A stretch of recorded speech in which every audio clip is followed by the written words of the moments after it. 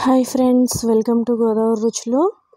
ఈరోజు మనం చిన్న మార్పుతో ఆలూ ఫ్రై ఎలా తయారు చేయాలో చూద్దామండి.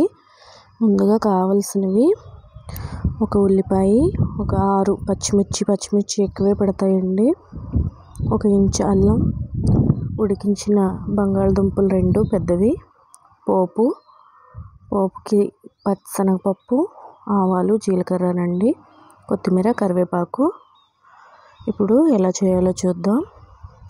పొయ్యి మీద పాన్ పెట్టుకుని ఆయిల్ వేసుకుని పచ్చనగపప్పు 1 టీ స్పూన్ అండి, ఆవాలు 1 హాఫ్ టీ స్పూన్, జీలకర్ర కొద్దిగా వేసి వేయించుకొని పచ్చిమిర్చి ఇలా చిన్న ముక్కలుగా తరిగి ఇవి కూడా వేయించుకోవాలండి.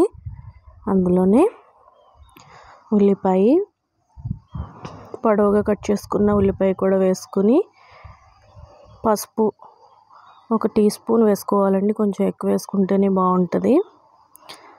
ఇందులోనే తరిగిన అల్లం కూడా వేసేసుకుని వేయించుకుని బాగా వేగిన తర్వాత ఈ పొట్టు తీసి కట్ చేసి పెట్టుకున్న ఉడికించిన బంగాళదుంప ముక్కలండి ఇవి కూడా వేసేసుకుని మూత పెట్టి ఒక 2-3 నిమిషాలు మగ్గించాలి. మగ్గిన తర్వాత ఇందులో 1.5 టేబుల్ స్పూన్ సాల్ట్ వేసుకుని బాగా కలపాలండి.